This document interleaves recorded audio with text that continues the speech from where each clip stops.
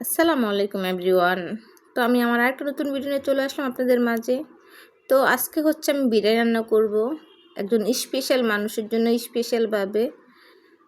তো স্পেশাল মানুষটা হচ্ছে আমার বাবা। আমার বাবার বলতে আমার শ্বশুর আব্বা, আমার বাবা মা নাই। আর যাদের বাবা মা নাই তারাই একমাত্র বোঝে বাবা মার কষ্ট কী। তো আমার শ্বশুর আব্বা আলহামদুলিল্লাহ অনেক ভালো। সে আমাকে মেয়ের মতন দেখে। আমার ননদ আর আমার মধ্যে কোনো পার্থক্য নেই। সে আমাকে খুব ভালোবাসে, আমিও তাকে খুব ভালোবাসি, সম্মান করি। তো বাবা আজকে আমার বাসায় আসছে।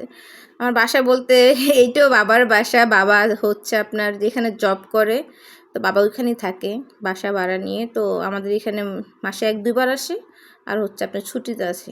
তো আজকে বাবা আসছে, তো বাবার জন্য বিরিয়ানি রান্না করবো। বাবা অনেকদিন ধরে বিরিয়ানি খাওয়ার জন্য বলছিল, তো ভাবছি আজকে বাবার জন্য স্পেশালভাবে বিরিয়ানি রান্না করি। তো এই তো আমি মুরগিতে সব কিছু মশলা দিয়ে মেরিনেট করে রেখে দিয়েছিলাম অনেকক্ষণ। এখানে আমি বাদাম বাটা দিয়েছি, আদা রসুন বাটা দিয়েছি, তারপর হচ্ছে মরিচের গুঁড়া দিয়েছি, লবণ, জিরার গুঁড়া, ধনিয়ার গুঁড়া সব কিছু দিয়ে আমি আগে মেরিনেট করে রেখে দিয়েছি অনেকক্ষণ। তো একটা কথাই বলবো যে যাদের বাবা মা নাই একমাত্র তারাই বোঝে বাবা মার কষ্ট কী। আমার শাশুড়িও খুব ভালো ছিল, মানে আমার শাশুড়ি আম্মা, মানে সে আমাকে খুবই আদর করতো। আমিও তাকে তেমন পাই নাই। আমার বিয়ের 2 বছর পর্যন্ত পেয়েছি, তারপর আর বেশি পাই নাই।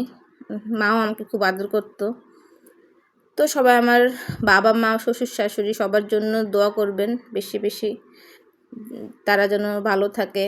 আর আমার শ্বশুর যেন আমাদের মাঝে 1000 বছর বেঁচে থাকে। তো এই তো সব কিছু মেরিনেট করে রাখার পর আমার বাসায় হচ্ছে আপনার টমেটো সস ছিল না, তো আমি একটা টমেটো দিয়েছি আর হচ্ছে সস দিয়েছি যেটুকু ছিল। তারপরে এই তো মাঝখানে আমি টক দই দিয়ে দিয়েছিলাম। তারপর আলুটা আমি ভেজে রাখছিলাম আলাদা করে।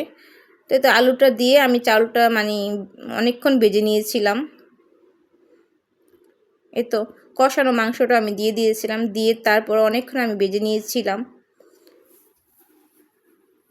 তারপরে এই তো আমার বিরিয়ানি রেডি, বিরিয়ানি হয়ে গেছে। বাবা আজকে বিরিয়ানিটা খাওয়ার পর বলছে অনেক ভালো হয়েছে। তো বাবা ভালো কিছু বললে খুব ভালো লাগে। তো বাবার জন্য স্পেশালভাবে রান্না করেছি।